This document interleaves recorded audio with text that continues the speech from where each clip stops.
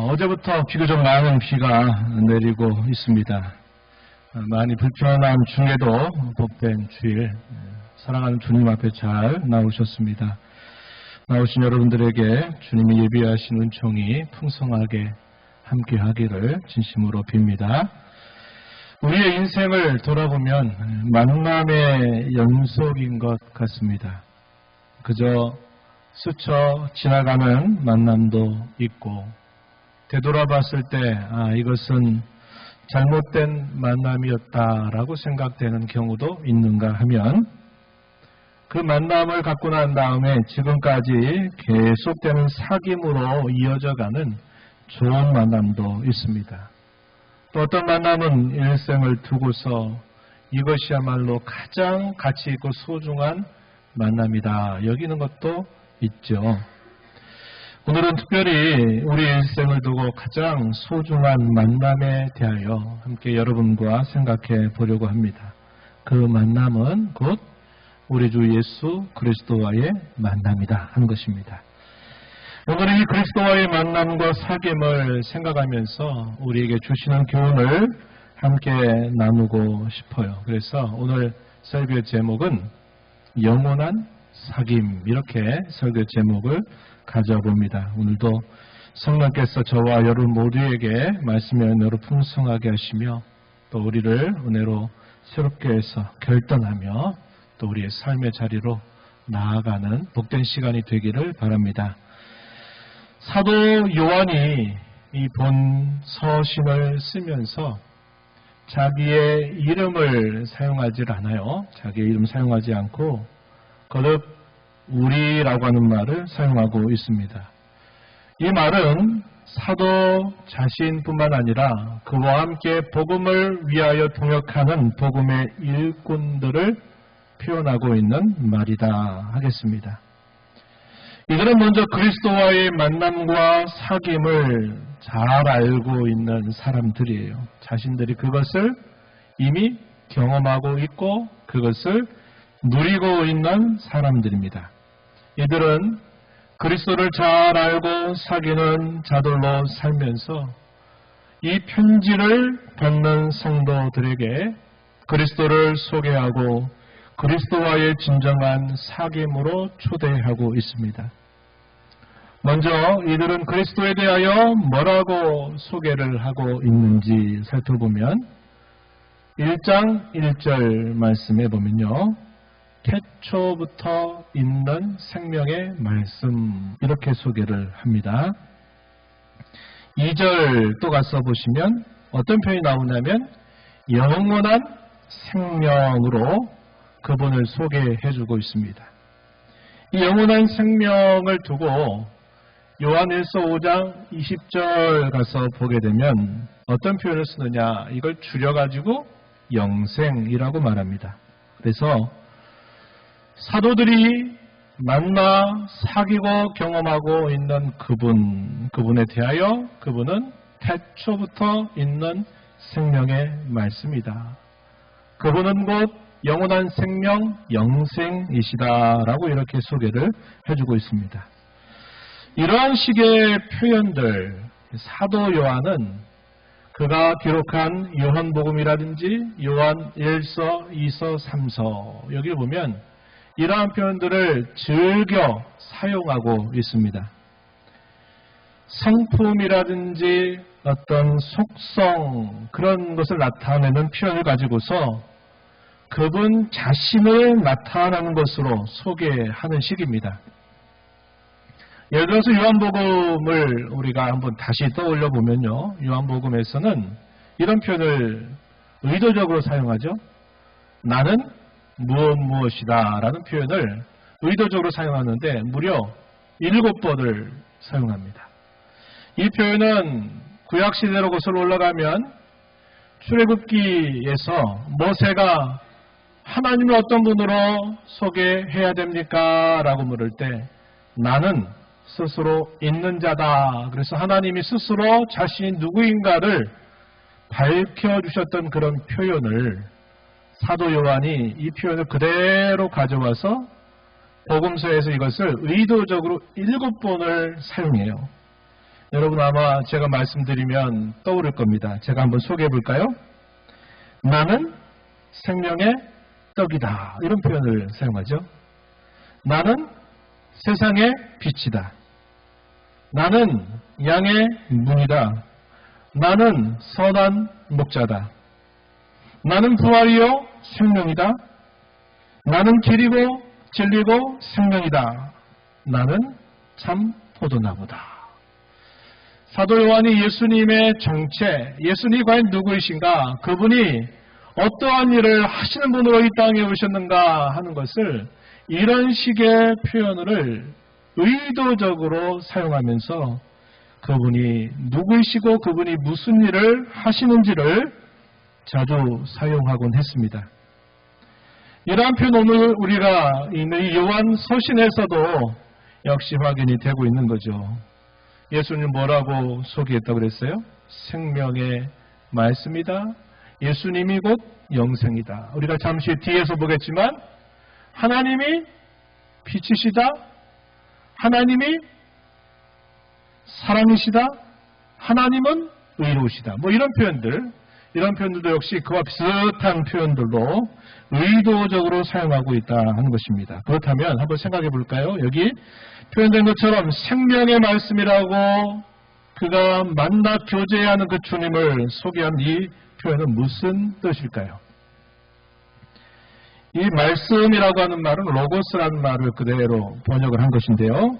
이 말씀이라고 예수님을 소개함으로써 하나님, 보이지 아니하시는 태초부터 계신 그 하나님이 어떠한 분이신가를 바로 이분을 통해서 드러내신다 하는 의미에서 말씀이란 말을 사용하죠.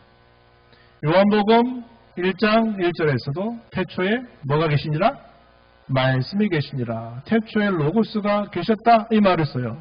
이것도 역시 그런 의미를 전달해주고 또 생명이다라고 이렇게 말을 씀으로써 그분 자신이 생명의 근원이 되신다는 것을 알려주고 있는 겁니다. 그래서 태초부터 있는 생명의 말씀이다라는 의미들, 이런 것들은 주님 자신이 어떠한 정체를 가지고 있는지, 그분이 도대체 무엇을 하시러 이 땅에 오셨는지를 밝혀주기 위해서 사도 요한은 의도적으로 이런 표현들을 사용하고 있다는 것입니다. 사도와 복음의 일꾼들은 먼저 자신들이 그분을 만난 사실을 말하고 있습니다.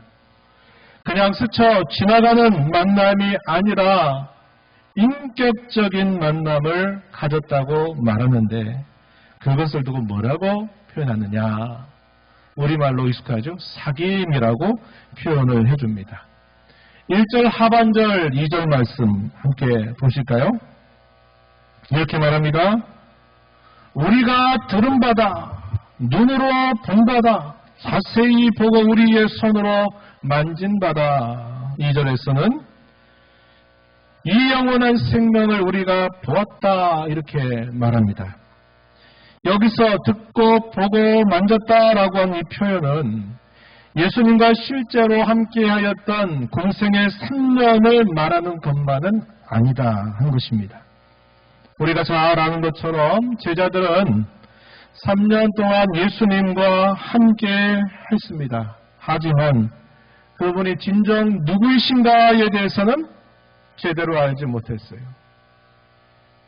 전혀 몰랐던 것도 아니지만 그렇다고 충분히 알지도 못했던 3년의 세월이었다는 것입니다. 오히려 이 제자들에게 있어서 예수님과의 진정한 만남과 사귐은 언제 이루어졌을까요? 그분이 승천하시고 오순절 성령께서 강림하셔 그들의 마음을 충만하게 했을 때 그들이 자신들 곁에 3년 동안 계셨던 그 주님, 비록 눈으로 볼 수 없는 그물이지만 그분이 누구이시구나 하는 것을 정확하게 알게 되었던 것입니다. 베드로 사도는 그가 쓴 편지에서 이런 말을 해요. 그 편지를 받는 교회와 성도들을 향해서 이렇게 말합니다. 너희가 예수를 보지 못하였다. 하지만 그를 사랑한다. 이렇게 말합니다.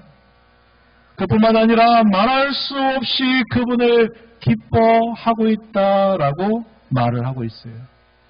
베드로 사도가 흩어져 있는 나그네처럼 살아가고 있는 로마 제국에 있는 많은 그리스도인들, 유대인 출신도 있겠고 비유대인, 이방인 출신의 그리스도인들이 있는데 그들을 향해서 하는 말이에요. 너희가 예수님을 실제로 본 사람이 없다는 거예요. 그러나 보지 못했지만 너희는 예수님을 정말 사랑하는 사람들이다. 사랑할 뿐만 아니라 그분을 말할 수 없는 영광스러움으로 그분을 즐거워하고 있다. 이렇게 표현을 하고 있는 겁니다. 이러한 표현들은 비록 그들이 눈으로 보지 못하였어도 예수님과의 진정한 만남, 그분과의 사귐을 누리고 있다라는 사실을 알려주는 표현입니다. 그분을 진심으로 만나 사귐을 누리는 사도와 복음의 일꾼들이 성도들을 향해서 전하는 겁니다. 전하기 위해서 편지를 쓰고 있는 거예요. 그럼으로써 그들이 주님과의 사귐을 나누는 것뿐만 아니라 더 나아가서 자신과 복음의 일꾼들과의 사귐을 가지기 위함이다 하는 사실을 알려주고 있습니다. 이것은 우리가 사도신경에서 고백하고 있는 내용처럼 성도의 교제가 또한 교제가 되어야 하는지를 분명하게 알려주는 표현이 될 것입니다. 우리가 읽은 본문 3절 말씀을 한번 보시겠습니다. 3절에 보시면 우리가 보고 들은 바를 너희에게도 전함은 너희로 우리와 사귐이 있게 하려 함이니 우리의 사귐은 아버지와 그의 아들 예수 그리스도와 더불어 누림이라 이렇게 말합니다. 전한다 그래요. 누구를요? 생명의 말씀이신 그분, 영원한 생명이신 그분을 내가 너희에게 더 주려고 이 편지를 썼다는 거예요. 그러면서 그렇게 함으로써 뭘 기대하는 겁니까? 편지를 쓰는 사도와 복음의 일꾼들 그리고 그 편지를 받는 성도들 간에 진정한 사귐을 누리게 되기를 기대하는 거예요. 우린 그걸 두고 뭐라고 말할 수 있습니까? 성도와 성도들이 사귀고 교제하는 것을 표현해주고 있는 말로 이 말씀을 받을 수 있는 것이죠. 그럼 이제 그리스도와의 사귐을 한번 생각해 보십시다. 사도는 그리스도는 자신의 생명을 주시는 분이시다라고 이렇게 알려주고 있습니다. 이 말의 의미는 그분 자신이 우리를 위해서 그의 목숨을 내어주신다라는 것만 말하는 것이 아니라 자신이 가지고 계신 영원한 생명, 영생을 우리에게 나누어 주신다라는 뜻입니다. 다음에 성경 구절들을 한번 확인해 보시죠. 요한일서 2장 25절 말씀 여기 보시면 이렇게 말합니다. 그가 우리에게 약속하신 것은 이것이니 곧 영원한 생명이니라. 그가 우리에게 약속하신 것은 영생이다. 영생을 우리에게 약속하셨다. 이렇게 말하고요. 요한일서 5장 11절 12절 말씀 보시면은 이렇게 말합니다. 또 증거는 이것이니 하나님이 우리에게 영생을 주신 것과 그 생명이 그의 아들 안에 있는 그것이니라. 아들이 있는 자에게는 생명이 있다. 이렇게 표현을 했습니다. 하나님께서 우리에게 영생, 영원한 생명을 주신 것, 그리고 그 생명이 그의 아들 안에 있는 그것이다. 이렇게 설명을 해주고 있어요. 그리스도와의 사귐을 통해서 그리스도께서 무엇을 우리에게 나누어 주시려고 하시는가? 그것은 그분이 가지고 계신 영원한 생명을 우리에게 나누어 주시려고 하신다. 이렇게 가르쳐주고 있다는 것입니다. 당시의 성도 그리고 오늘을 살아가는 우리는 그분과의 만남 혹은 그분과의 사귐을 통해서 그분이 주시는 이 생명을 받아 소유하게 된다고 가르쳐줍니다. 우리는 이것을 뭐라고 또 부르느냐? 역시 영생이다 라고 이렇게 부르고 있습니다. 요한일서 5장 13절 말씀 한번 보시면 이렇게 알려줍니다. 내가 하나님의 아들의 이름을 믿는 너희에게 이것을 쓰는 것은 너희로 하여금 너희에게 영생이 있음을 알게 하려 함이다. 이렇게 말합니다. 예수님께서 이 땅에 우리와 찾아오셔서 우리에게 만남을 갖고 사귀시려고 하신 것은 그분이 가지고 계신 영원한 생명을 우리에게 나누어 주시려고 하신 것이고, 우리가 그분을 만남으로써 우리가 얻게 된 놀라운 복은 그분의 생명을 우리가 여기서 가지고 있다라고 가르쳐주고 있는 것입니다. 그러면 그 영원한 생명을 소유하기 위해서, 그분을 진심으로 만나기 위해서 우리에게 요구되는 게 있는데, 그 요구되는 것이 무엇인가 가르쳐주기를 그분을 믿는 것이다 라고 알려줍니다. 우리는 단순히 그분을 믿음으로만 그분의 생명, 곧 영원한 생명을 얻을 수 있게 되는 것입니다. 요한일서 5장 10절 말씀, 거기서 보면 이렇게 말하죠. 하나님의 아들을 믿는 자는 자기 안에 증거가 있다. 자기 안에 증거, 뭘 말할까요? 영생을 가지고 있다는 것을 말하는 표현이죠. 13절 우리가 조금 전에 읽었던 그 말씀의 앞부분에서 또 이렇게 말합니다. 하나님의 아들의 이름을 믿는 너희에게 이것을 쓰는 것은 너희가 영생을 가지고 있다는 것을 알게 하려고 한다. 하나님의 아들을 믿는 그 믿음을 통하여 우리는 그분이 가신 영원한 생명을 소유하게 된다. 이렇게 가르쳐 주고 있습니다. 그런데 사람들은 이것을 안 믿어요. 안 믿어요. 이런 사실들을 믿지 못하겠다고 거부합니다. 왜 거부할까요? 아니, 그런 게 어딨냐는 거예요. 그렇게. 그런 게 어딨냐는 거예요. 그런 단순한 것 가지고 나보고 지금 믿으라고 말하냐? 이렇게 하는 것에 대하여 사람들은 오히려 그것을 반대한다는 거예요. 여기에 이런저런 나의 생각, 이런저런 사람들의 생각, 또 사람들의 여러 분위기, 이런 것들 때문에 주께서 하셨던 이 말씀, 그분을 믿는 것만으로 그분이 가지고 계신 영생을 내가 소유할 수 있다고 하는 이 말을 믿질 않아요. 믿질 않아요. 이 여기서 요구하는 이 믿음에는 다른 어떤 것들을 조건으로 하는 거 없어요. 그냥 그 사실을 있는 그대로 믿으라는 거예요. 그러면 그분이 가지고 계신 그 영원한 생명을 우리도 소유하게 된다고 성경은 가르쳐 주고 있는 겁니다. 이 단순한 믿음에 대한 좋은 예가 있어요. 우리가 잘 기억하는 이야기죠. 민수기에서 등장하는 겁니다.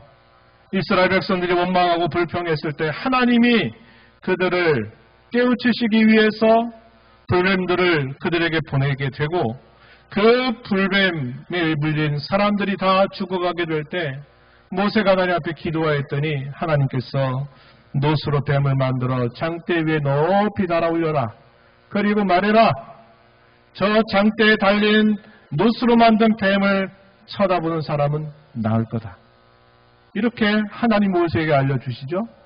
모세가 이 사실을 그대로 백성들에게 알립니다. 그리고 노스로 뱀을 만들어서 장대 위에 높이 걸어 올렸어요. 그리고 하나님이 이렇게 말씀하셨다고 전합니다.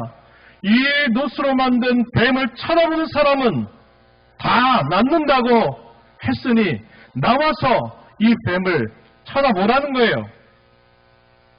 그랬더니 많은 사람들은 그런 의미하고 그것이 진실인 줄 알고 나와서 쳐다본 사람들, 그런 사람들은 놀랍게도 치유를 받게 되고, 그게 무슨 소리야 하면서 그게 말이나 되는 이야기야.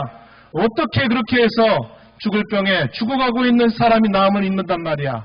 약을 발라주는 것도 아니고 다른 어떤 것도 아니라 나와서 그걸 쳐다보면 낫는다고? 이렇게 생각해서 그 골든타임을 놓쳐버린 사람들은 어떻게 됐을까요? 그 물린 독으로 인하여 죽게 된 거예요. 예수님께서는 이 이야기를 통해서 니고데모를 깨우칩니다. 인자가 달려야 한다. 그것을 보고 믿으면 영생을 얻는다. 하나님의 나라를 볼 수 있다. 하나님의 나라에 들어갈 수 있다. 이 사실을 이야기한 겁니다. 이 말씀을 들었던 니고데모는 믿음을 가졌던 것 같아요. 그죠? 예수님이 순환을 당하셨을 때 예수님의 창사에 함께 참여하는 일들을 보면서 그때 그가 아주 결정적인 생애 계기를 마련했구나 하는 것을 우리가 알게 돼요. 주님 뭘 말씀하세요? 믿음은 거기에 더하거나 빼는 게 아니에요. 믿음은 그대로 받아들이는 거예요. 그리고 그런 줄로 믿는 거예요. 그리고 의심하지 않는 겁니다. 이런 믿음을 소유한다면 우리는 그가 가지신 영원한 생명을 나도 소유하게 된다고 성경은 가르쳐 주고 있다는 것입니다. 이제 우리가 영원한 사귐과 이 동행에 대한 이야기들을 좀 더 나눠 보겠습니다. 이렇게 사귀게 될 때 자신이 영생을 가지고 있다고 하는 증거를 어떻게 확인할 수 있을까 궁금해져요. 우리가 결혼해도 유정란, 무정란 있잖아요. 겉으로 보기에 아무 차이가 없어요. 언제 합니까? 어미, 닭이 그것을 일정 기간 품고 있게 되면 그런 시간 속에서 그것이 생명의 씨앗이 있는지 없는지를 알게 돼요. 생명의 씨앗을 가진 결안에서는 그 껍질을 깨고 생명이 다시 태어납니다. 그러나 생명이 없는 그 결안에서는 아무리 시간이 지나도 생명이 잉태되지를 않는 거예요. 우리에게 이러한 영생을 가지고 있다는 것, 이것을 우리가 어떻게 알 수 있을까? 성경은 말해주기를 증거가 없는 게 아니라는 거예요. 죽어봐야 안다. 주님이 다시 재림해봐야 그때 내가 구원받는지 심판받는지 알고 그 이후에 사후의 세계가 있는지 없는지를 알지 않겠느냐. 이렇게 말하는 사람이 있다면 그건 아니라는 거예요. 자기는 분명한 그 사귐의 증거가 있다. 먼저 우리에게 뭘 가르쳐주느냐. 그러한 사귐의 증거를 누가 주시냐면 성령께서 우리의 심령 속 성령을 우리의 심령에 보내주셔서 우리로 하여금 그러한 증거가 있음을 알게 하신다고 가르쳐 주고 있습니다. 요한일서 4장 13절 말씀에 보니까 이렇게 말합니다. 그의 성령을 우리에게 주심으로 우리가 그 안에 거하고 그가 우리 안에 거하시는 줄을 안다. 이렇게 말합니다. 성령이 우리 안에 오시게 되고 그 성령께서 우리 안에 이러한 분명한 확신을 우리에게 가져다 준다는 거예요. 이건 체면이 아니에요. 체면술처럼 그런 줄 알아라 해가지고 레드썬 하는 순간 마치 그렇게 여기는 것처럼 되는 게 아니라 이것은 영생을 소유하고 있는 사람에게는 실제적으로 있는 분명한 증거다. 이렇게 사도는 소개해주고 있는 것입니다. 요한일서 5장 6절에서는 뭐라고 표현하냐. 증언하는 이가 곧 성령이시다. 성령이 곧 진리시다. 라고 이렇게 말합니다. 그 성령이 믿는 그 심령 속에 찾아와서 성령께서 그것을 분명히 증언하도록 우리에게 증거를 주신다고 가르쳐주고 있는 표현이죠.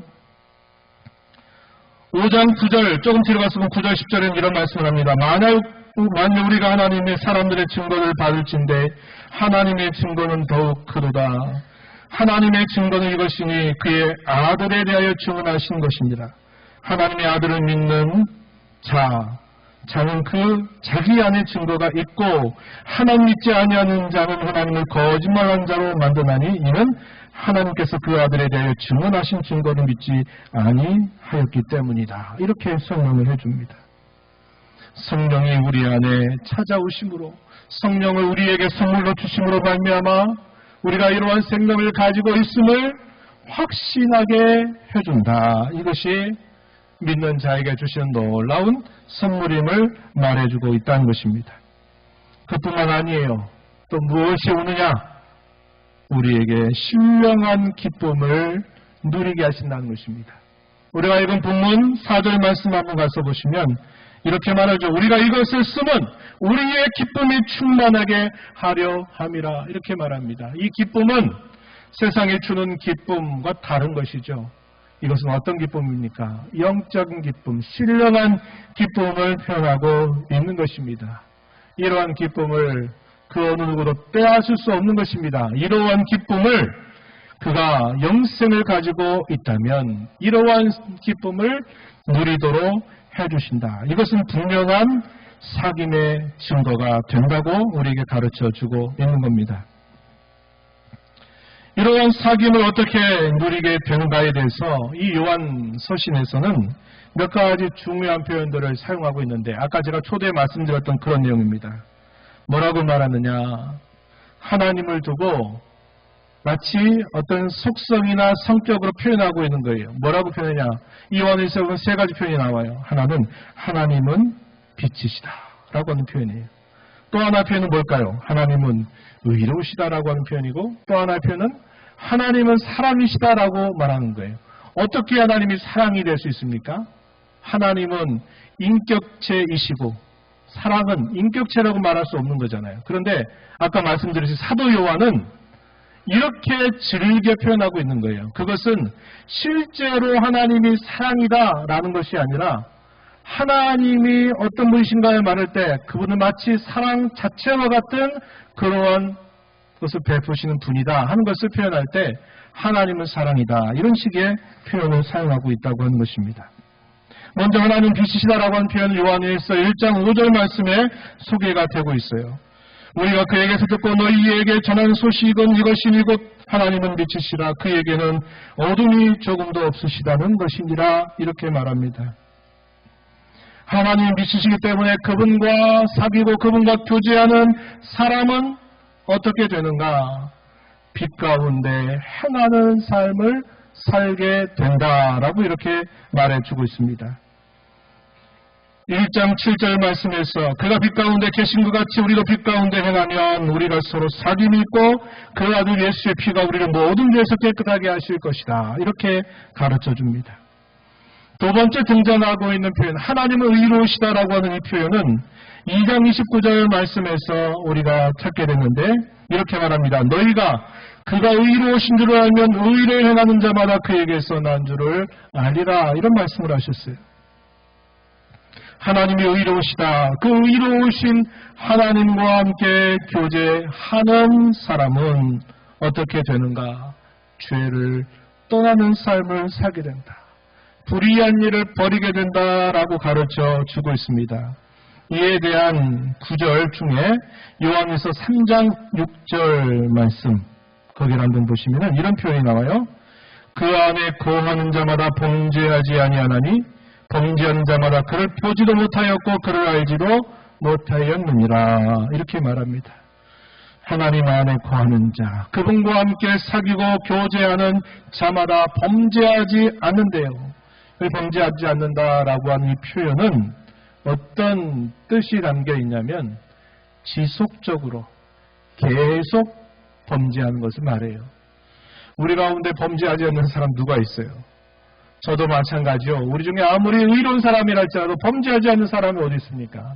문자 그대로 우리가 이해하면 이 시험들 표현이죠. 근데 이 표현의 의미는 그게 아니라 계속적으로 그 죄에 머물고 계속적으로 그 죄를 범하는 것은 절대로 그렇게 할 수 없다는 거예요. 왜?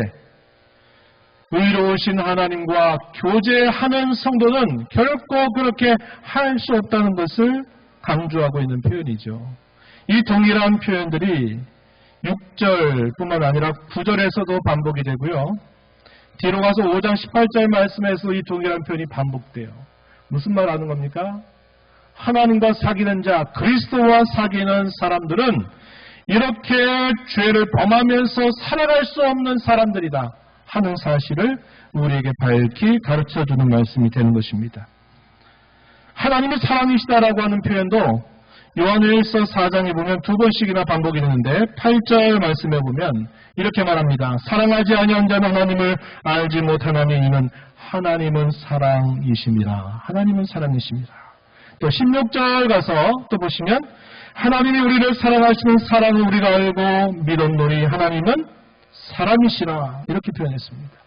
하나님은 사랑이시다라고 이렇게 표현함으로써 그 사랑이신 하나님과 교제하고 사귀는 사람들은 어떻게 되는가? 그들은 계명을 지키며 사는 삶을 살게 된다고 가르쳐 주고 있습니다. 요한일서 5장 3절 말씀해 보시면 이런 말씀이 주어져요. 하나님을 사랑하는 것은 이것이니 우리가 그의 계명들을 지키는 것이라. 그의 계명들은 무거운 것이 아니로다, 이렇게 말합니다. 하나님을 사랑하는 것, 그것은 곧 계명을 지켜 사는 것이고 그 계명을 지키는 것이 결코 무거운 것이 아니다. 이렇게 말합니다. 우리가 마찬가지잖아요. 사랑하는 사람을 위해서 내가 무엇인가 수고하고 애를 쓰는 것, 그거 수고하고 힘들다고 못하겠다고 말합니까? 그럼 뭐라고 말할까요? 사랑하는 마음이 그거밖에 안 되는 거야. 이렇게 말하지 않아요? 사랑하는 마음이 크면 어떻게 될까요? 그런 정도를 다 감수하는 거잖아요. 사람이 사람에게 보이는 사랑도 숭고한 사랑이 있어요. 그 사랑이 뭡니까? 그 사람을 위해서 희생하는 거죠. 하나님은 자녀를 향해서 또 성도된 저와 여러분을 향해서 이러한 사랑을 우리에게 가르쳐줘요. 형제를 위하여 자기의 목숨을 버리는 사랑. 이것은 참 귀한 것이다. 이렇게 말해요. 부모가 자녀를 위해서 내가 대신 희생할 수 있다면 그 자녀를 위해서 대신 희생하는 것도 부모가 자녀에게 보이는 숭고한 사랑이죠. 죽음까지도 감수하고 감내할 수 있는 것이 우리가 사람 사이에도 베풀 수 있는 그 사랑의 모습이라면 하나님을 사랑한다 말하는데 그분이 우리에게 주시는 계명, 아이고 힘들다, 못하겠다, 뭐 이렇게 많냐, 이런 식으로 말할 수 없다는 거예요. 사랑하면 계명이 더 이상 계명처럼 안 보여요. 이것을 말하는 것입니다. 요한일서 4장 21절 말씀에 또 이런 말씀을 말하죠. 우리가 이 계명을 주께 받았나니 하나님을 사랑하는 자는 또한 그 형제를 사랑할지니라. 계명을 지키는 삶은 곧 하나님을 사랑하는 삶이요, 그 하나님을 사랑하는 삶은 곧 형제와 이웃을 사랑하는 것과 다르지 않다라고 우리를 가르쳐주고 있는 겁니다. 사도 요한이 왜 이런 표현들을 말할까요? 이러한 표현들, 하나님이 빚으시기 때문에, 하나님이 의로우신 분이기 때문에, 하나님이 사랑이시기 때문에 그분과 교제하는 사람은 그분의 어떠하심과 같이 우리도 그렇게 된다는 사실들을 가르쳐주고 있는 것입니다. 이제 이 말씀을 가지고 몇 가지 적용하고 말씀을 마무리하겠는데요. 첫 번째는 영원한 사귐으로 초대된 하나님의 은혜에 우리는 늘 감사해야 하겠습니다. 그리고 그 사귐을 누리도록 힘써 나가야 하겠습니다. 하나님과 사귐을 누리는 길이 뭘까요? 그분이 어떠하심을 우리가 닮아가도록 하는 것입니다. 그렇게 힘써가는 거예요. 그 대표적인 것들은 뭘까요? 하나님이 빛이시기 때문에 내가 어두움 가운데 행할 수 없고, 하나님이 의로우신 분이기 때문에 내가 불의한 데에 젖어 살 수가 없는 것이고, 하나님이 사랑이시기에 내가 그분을 사랑하지 않고 이웃을 미워하며 살아갈 수 없게 된다는 것입니다. 이러한 삶이 곧 그분과의 사귐을 누려가는 것임을 우리에게 가르쳐주고 있는 거예요. 이렇게 하나님과 사귀게 되는 그 궁극적인 목적은 무엇일까요? 하나님이 그러한 사귐을 통해 우리에게 영생을 주셔서 우리로 그 영생을 누리게 하실 때 그 끝자락의 목표점이 뭘까요? 그것은 바로 하나님의 아들의 형상을 닮아가는 것에 있다는 것을 우리는 기억해야 하겠습니다. 요한일서 3장 2절에 이런 말씀을 해요. 사랑하는 자들아, 우리가 지금 하나님의 자녀라. 장래에 어떻게 될지 아직 나타나지 아니하였으나 그가 나타나시면 우리가 그와 같을 줄을 아는 것은 그의 참모습 그대로 볼 것이기 때문이다. 이렇게 말합니다. 그와 같을 줄을 안다. 이게 무슨 말이에요? 하나님의 아들의 형상과 같이 우리가 변화될 것을 우리가 알고 있다는 거예요. 그걸 기대하고 있다는 거예요. 우리가 사람이 누군가를 알려면 어떻게 보면 안다고 말하죠? 가끔 그런 말 하잖아요. 그 사람이 어떤 사람인가 하면 겪어봐야 한다. 그것도 맞죠. 맞지만 그 사람이 누구와 자주 만나, 누구와 자주 교제하고 누구와 자주 많은 시간을 갖느냐를 보면 그 사람이 어떤 사람인가를 안다고 그래요. 왜 그래요? 사귀는 사람을 보게 되면 그 사람의 모습과 그 사귀는 사람과 공유한 것들이 많아지게 돼 있어요. 그래서 그 사람이 어떤 사람이냐라고 말할 때 그 사람을 겪어보는 것도 중요한 일이고 그 사람의 주위에 있는 사람들이 과연 어떤 사람인가를 보면 이 사람은 어떤 사람이겠구나를 알 수 있는 거죠. 우리가 하나님과 사귀어 교제한다는 말은 우리가 하나님의 어떠하심을 닮아간다는 거예요. 근데 그분과 사귀고 교제하고 그분이 주신 생명을 받아 산다고 말하면서도 그분의 어떠하심이 내 말과 행실과 삶에 나타나지 않는다면 제대로 된 사귐이 아닌 거예요. 나는 사귄다고 말하지만 실상은 사귀는 것이 아닌 것이에요. 우리의 사귐의 목적은 그분을 닮아가는 것이에요.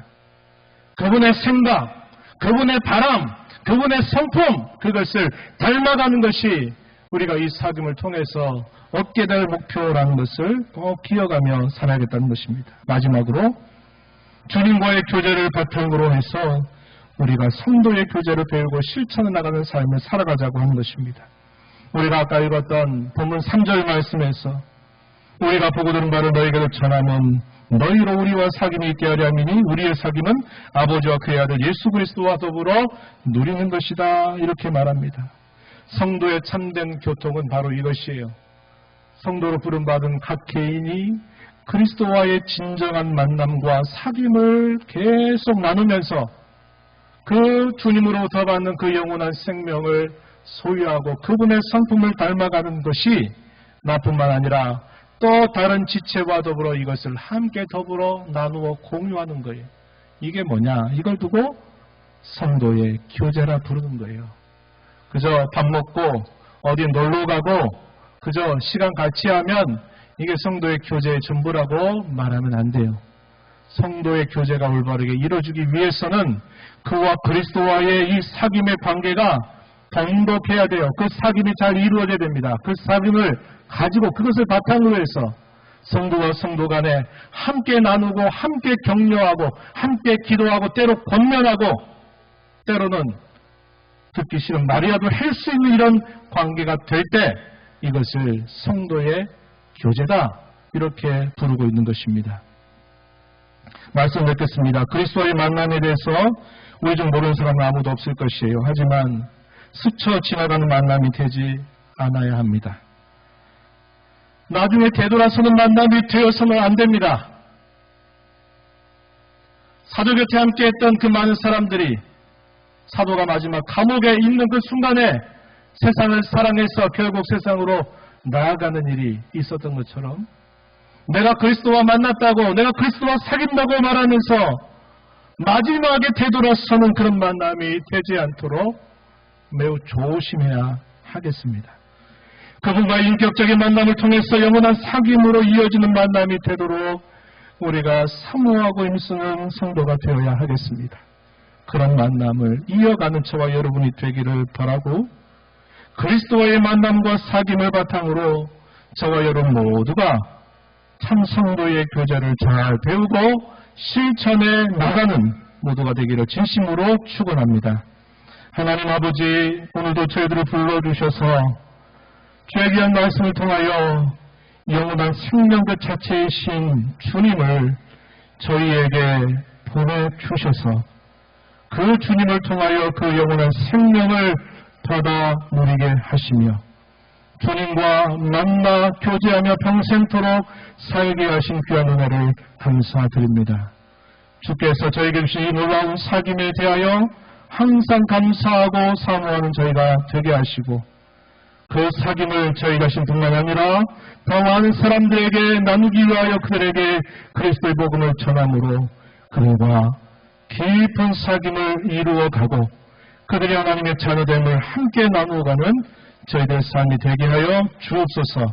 예수님 이름으로 기도하옵나이다. 아멘.